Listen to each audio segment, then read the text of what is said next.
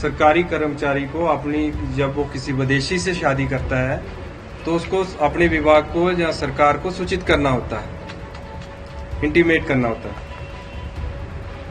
तो इसमें साफ लिखा है कि पूरी जांच पड़ताल के बाद ये पाया गया कि प्रार्थी ने डिपार्टमेंट को सूचित कर दिया है।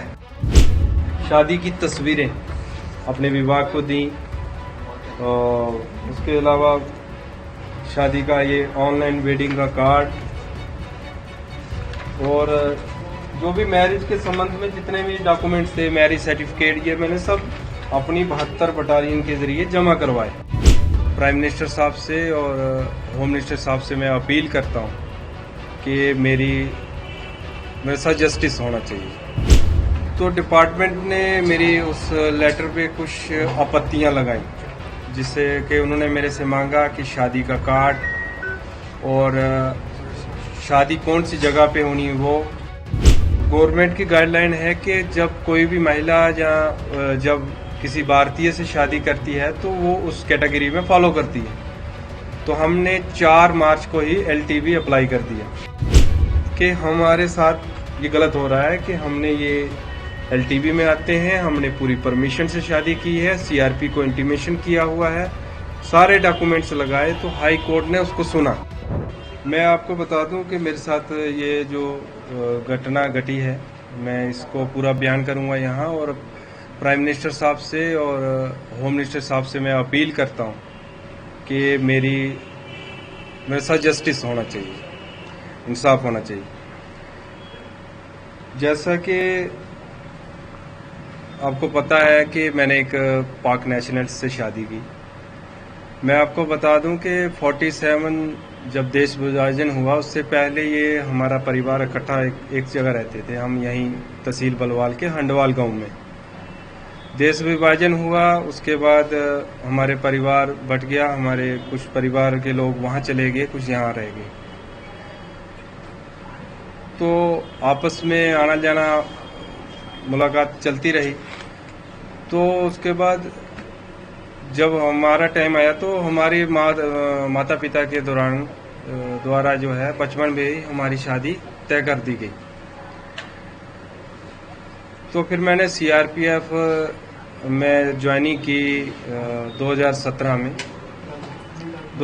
में ज्वाइनिंग की। तो फिर उसके बाद जब हमने शादी का सोचा तो मैंने 2022 के 31/12/2022 को मैंने डिपार्टमेंट को इसके संबंध में लिखा कि ये मैं ऐसे शादी करना चाहता हूँ और मेरी कज़न है और मेरे माता पिता के द्वारा ये शादी तय की गई है।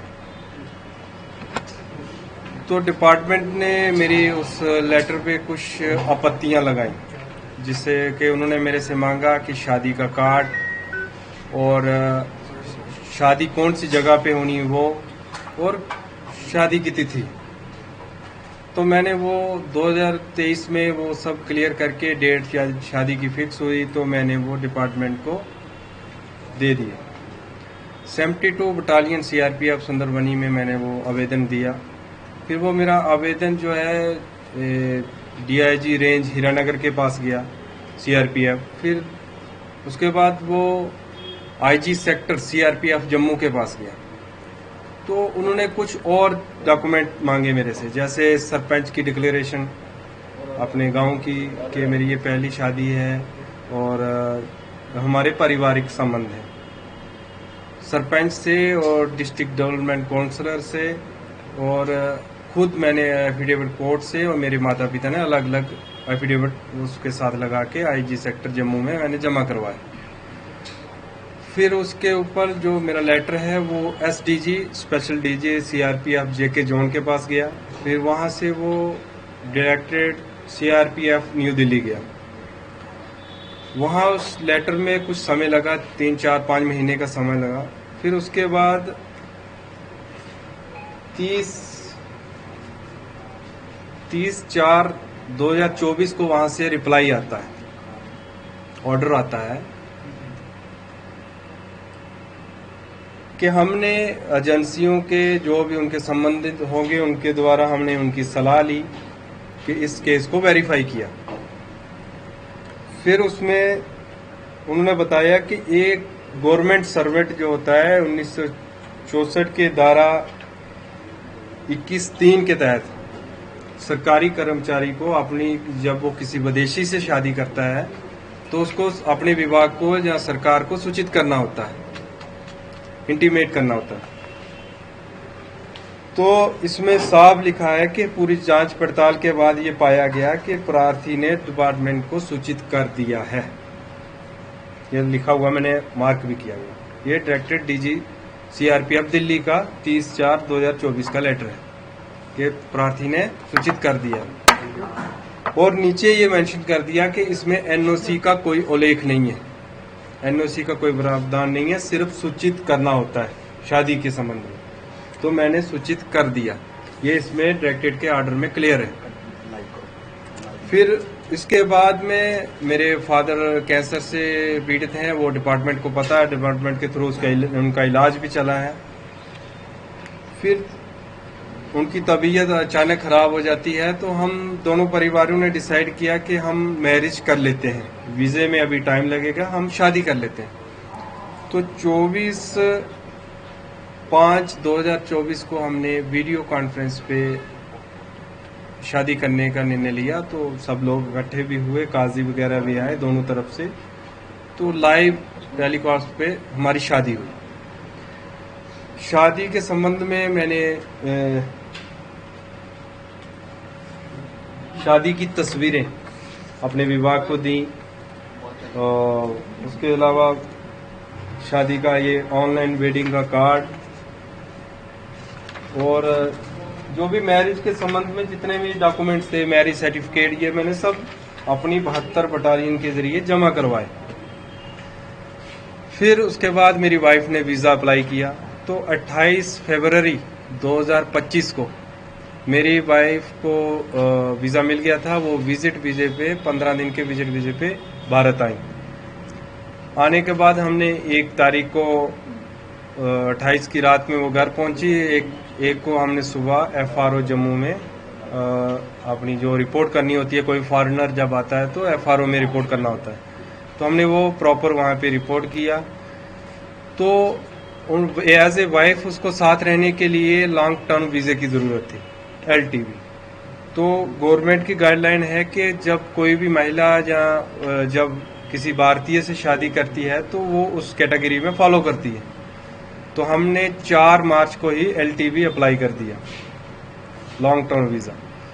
लॉन्ग टर्म वीज़ा अप्लाई किया तो 13 मार्च तक उसकी पूरी प्रक्रिया चली। उसमें वेरिफिकेशन हुई CID पुलिस की। फिर उसके बाद 13 मार्च को वो इंटरव्यू हुआ, FRO जम्मू का इंटरव्यू हुआ हमारा। इंटरव्यू होने के बाद ये देखो 13 मार्च 2025 6:02 PM पे ये जो मेल हमें मिली कि आपका जो लॉन्ग टर्म रिक्वेस्ट है, ये नंबर है, has been referred to higher authority for approval. ये MHA को भेज दी गई 13 मार्च को। 14 को हमारा वीज़ा एक्सपायर होना था, तो हम LTV कैटेगरी में आ गए, हमें LTV में स्टे हो गया। उसके बाद हम LTV में रहते रहे। तो अचानक ये पहलगाम का इंसिडेंट हुआ, सरकार ने कुछ निर्णय लिए उस पर। हमें भी उस चीज़ का बहुत दुख है, मजम्मत करते हैं, हम उसके सख्त खिलाफ हैं। सरकार ने जो कठोर फैसले लिए हैं हम उसका समर्थन करते हैं। फिर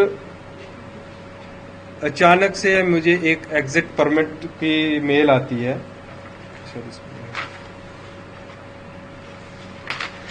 एग्जिट परमिट की एक मेल आती है।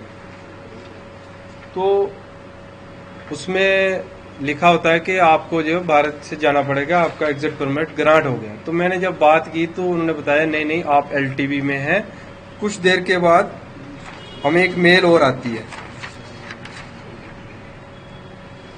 ये 26 अप्रैल 2025 को 4:42 पे आती है, मेल आती है। इसमें लिखा है कि decision on your exit permit against application number stand cancelled we are reexamine your case, कि हमें नहीं जाना है, आपके केस के ऊपर दोबारा देखा जा रहा। और गवर्नमेंट ऑफ इंडिया का जो नोटिस है, जो ऑर्डर आया था, जो ये वीजे रिवोक का, वो ये है, उसमें क्लियर लिखा है गवर्नमेंट ने, ये सीरियल नंबर 16 वीजे हैं, उसमें LTV एक ऐसा मात्र वीजा है जिसके ऊपर ये कोई भी डेडलाइन लागू नहीं होती। एग्जिट परमिट जो है, एग्जिट वीजा, ये सभी हैं, LTV वैलिड है। Issue of new visa allowed, new वीजे जो मिलेंगे वो सिर्फ LTV को ही मिलेंगे, और ये ऑर्डर डेडलाइन जो है नॉट एप्लीकेबल, LTV पे ये लागू नहीं होती है। ये क्लियर था। हम इस दौरान हम रहते रहे। फिर 28 या 27 को हमें तहसीलदार की तरफ से एक नोटिस आता है विजिट वीजे का, ना कि LTV का। LTV का उसमें कोई जिक्र नहीं है। विजिट वीजे का आता है, वो लिखते हैं कि आपका विजिट वीजा 22 मार्च को खत्म हो गया है। हालांकि हमारा विजिट वीजा 14 मार्च को खत्म हो गया था, 22 को नहीं हुआ, 14 मार्च को ही खत्म हो गया था। तो हमने उस टाइम हमें जाने के लिए बोल दिया, तो हमने अपने एडवोकेट अंकुर शर्मा जी से बात की, तो हमने हाई कोर्ट से अपील की कि हमारे साथ ये गलत हो रहा है कि हमने ये LTV में आते हैं, हमने पूरी परमिशन से शादी की है, CRP को इंटीमेशन किया हुआ है, सारे डॉक्यूमेंट्स लगाए। तो हाई कोर्ट ने उसको सुना। ये उस टाइम सुना जब जम्मू से PCR से हमें रवाना कर दिया था अटारी बागा बॉर्डर के लिए।